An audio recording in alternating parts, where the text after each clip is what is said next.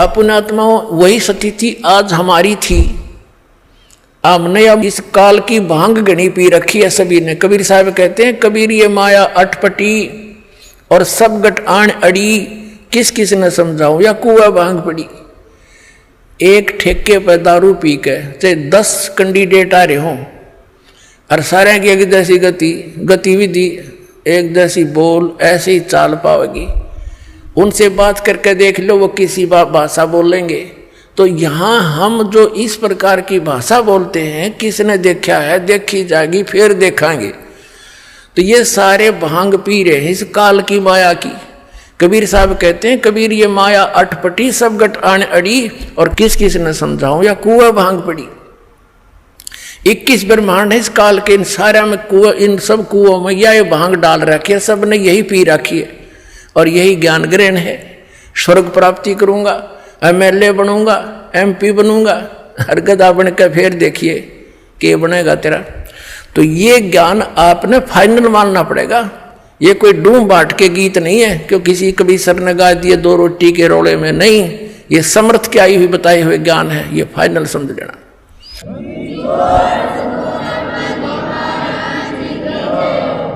अपन आत्माओं अब मार्कंडे ऋषि की सतिथि देखते हैं। अब ये तत्व ज्ञान है और ये दास परमात्मा ने इस मार्ग का मास्टर बना दिया। अब दास चाहता है कि आपको भी ये ज्ञान दूं, आप भी खुद दृढ़ हो और अन्य को भी समझाने की चेष्टा करो, या नाम दिलाओ ला करके। अब जैसे ये कहते हैं ना समाधि लगाओ, और हम ये भी सुना करते थे हजारों वर्ष तक महापुरुष समाधिस्थ रहते थे। ये मन इतना उस्ताद है, आप कहीं बस की इंतजार में बैठ जाओ ना बस स्टैंड पर, आपको ये मालूम भी हो कि आध घंटे में आओगी बस, फिर भी मन 2 मिनट के बाद उठ कर नहीं देखेगा, कोई भी खुड़का सुन जा। यानी वहां भी ना चैनते बैठने देता ये, और ये समाधि में बैठने दे, वैसे बैठने दे किसी को। जैसे आप सिनेमा देखने जाते थे, अब तो नहीं जाना है, तो उसमें 3 घंटे का पता नहीं लगता क्योंकि उसमें नए नए सीन देखने को मिलते थे, और 3 घंटे ऐसे कट जाती। वो मन की खुराक थी, वहाँ आराम से टिका रहता है, और 3 घंटे वो खत्म होगी रही जल्दी खत्म। टाइम देखा पूरा 3 घंटे लग गए, जैसे 10 मिनट। अब जो ये समाधि लगाने का ढोंग करते हैं, इनके विषय में सूक्ष्म वेद में बताया परमात्मा ने कि डंब करें डूंगर चढ़े, अंतर झीनी झूल, और जग जाने बंदगी करे, ये बोल सूल बबूल। जैसे ये देखे होंगे संत साधु पहाड़ पर या टीले से पे ऊंचे स्थान पर बैठेंगे वृक्ष के नीचे, और समाधि नो बैठ जाएंगे आसन पदम लगा के, तो दूर से दिखेंगे वो कौन बैठा है। नगर वाले देखें भाई महात्मा बैठा तपस्या करे, फिर लाइन लग जाओ माथा टेकनी आएगी। तो परमात्मा कहते हैं डंब करें, डंब माने लोग दिखावा पाखंड करते हैं, आडंबर करते हैं। डंब करें डूंगर चढ़े, ऊंचे स्थान पर बैठेंगे, और अंतर झीनी झूल, अंदर नौकिनों को बदे, और जग जाने भक्ति करे, यो बोए सूल बबूल। अब मार्कंडे ऋषि जो समाधिस्थ हो चुका था, बहुत दिनों तक बैठा था, वो क्या देख रहा था, उसने आप स्पष्ट कर दिया कि जहां मेरी समाधि थी वहां मैं डांस देख रहा था, और वहां ब्रह्मलोक के अंदर मेरी समाधि पहुंच गई थी, और वहां नाचने वाली इतनी खूबसूरत औरतें हैं तेरे जैसी, तो वहां बांदी नौकरानी थी उनकी। तो ये मन न्यो टेका रहा था इन ऋषियों का। अब जैसे पुण्यात्माओं, हमारे शरीर में चैनल लगे हुए, चैनल, ये चैनल जो हैं ये कैसे हैं, जैसे कमल है हमारे, चक्कर बोलते हैं जिनको, शरीर में चक्कर है, एक मूल चक्र, फिर स्वाधिष्ठान चक्र, इनको कमल भी बोला संतों ने, और फिर नाभि चक्र, फिर हृदय चक्र, और कंठ वाला कमल चक्र, और फिर त्रिकुटी चक्र, त्रिकुटी कमल। तो ये क्या है, ये समझ लो कि एक टेलीविजन के अंदर चैनल लगे हुए हैं, तो जिस चैनल को आप ऑन कर दोगे, वर्किंग में कर लोगे, उस टीवी के अंदर जिस स्थान से वो प्रोग्राम रिले हो रहा है वो स्थान तो कहीं और है और दिखाई दे रहा टीवी में, एज इट इज दिखाई दे रहा है। तो ऐसे ये ऋषियों ने हठ योग किए। लंबी आयु थी पहले, सतयुग में 1,00,000 वर्ष की आयु होती है और त्रेता में उससे कम हो जाती है, 10-10 हजार वर्ष की आयु होती है और द्वापर में 1-1 हजार वर्ष की, प्रारंभ में ज़्यादा होती है, लास्ट में 1,000 पे अंत होता है। और कलियुग के अंदर ये आपकी लास्ट में 20 वर्ष की आयु रह जाएगी और शुरुआत इसकी ऐसे ही कई सैकड़ों वर्षों से हुई है।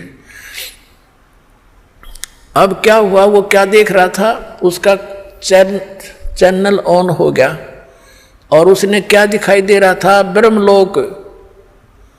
ब्रह्मलोक में डांस देख रहा था। और कभी कुछ दिखाई देता है, कभी कोई झरने आ रहे हैं, कितना कोई ऐसे सवारी जा रही है, कोई नाच हो रहे हैं, कई झरने बह रहे हैं, ये देखते रहते हैं अंदर। तब ये मन टेके ना टेकन दे इसने। अब उससे क्या होता है, ये ऋषि लोग साथ में ओम नाम का जाप भी करते थे। तो ओम नाम के जाप से और इस हठ योग से क्या होगा, ओम नाम के जाप से मार्कंडेय ऋषि ब्रह्मलोक में जागा, क्योंकि उसके ब्रह्मलोक तक की साधना हो चुकी थी। गीता जी अध्याय नंबर 8 के श्लोक नंबर 16 में स्पष्ट किया है कि ब्रह्मलोक पर्यंत सभी लोग पुनरावृत्ति में हैं, वहां गए हुए भी जन्म मृत्यु को प्राप्त होते हैं। अब मार्कंडेय ऋषि अपनी साधना को मोक्षदायक मान रहा था, सबसे बढ़िया मान रहा था, उसकी भी कुछ भी ना पाइया। अब पुणात्मा जैसे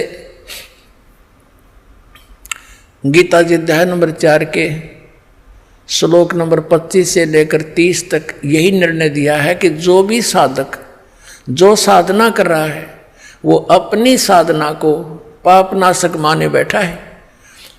चौथे अध्याय के 32वें श्लोक में कहा गीता जी में कि इस प्रकार के वास्तविक जानकारी, धार्मिक अनुष्ठानों की जानकारी, साधनाओं की जानकारी सच्चिदानंद घन ब्रह्म की वाणी में विस्तार के साथ कही गई है, वो तत्व ज्ञान है।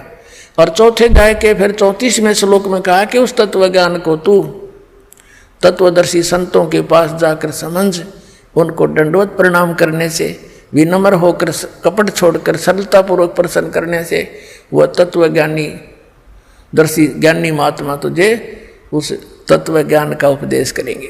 उनसे पूछ जाकर, इसे गीता ज्ञान दाता भी परिचित नहीं है। तो ये मार्कंडेय ऋषि अपनी साधना को उत्तम मान रहा था। अब परमात्मा के उस तत्व ज्ञान से, उस पैमाने से नाप कर देखेंगे। इसने क्या बताया है, इंद्र कुबेर ईश की पदवी ब्रह्मा वरुण ध्रुवराया, विष्णुनाथ के लोक को जाके तो फिर भी वापस आया। ये ब्रह्मलोक तक गए हुए प्राणी भी वापस आते हैं, अपना प्रमाण देख लिया 8वें अध्याय के 16वें श्लोक में गीता जी में। फिर क्या बताते हैं, असंग जन्म तन मर्त्या होगे, जीवित क्यों न मरे रे, 12 मध्य महल मठ बोरे, बहुर न दे धरे रे। असंग जन्म तन मर्त्या होगे, जीवित क्यों न मरे रे। अब जीवित मरना क्या है पुण्यात्माओं, एक तो इच्छाओं का दमन करना। ये इच्छाओं का दमन कैण तो नहीं हो सकता इस ज्ञान से और परमात्मा के इस भक्ति माध्यम के साधन से, और परमात्मा का सहयोग आपके साथ रहेगा, तब ये इच्छाएं खत्म होंगी। वैसे नहीं हो सकती, इस ज्ञान से होंगी।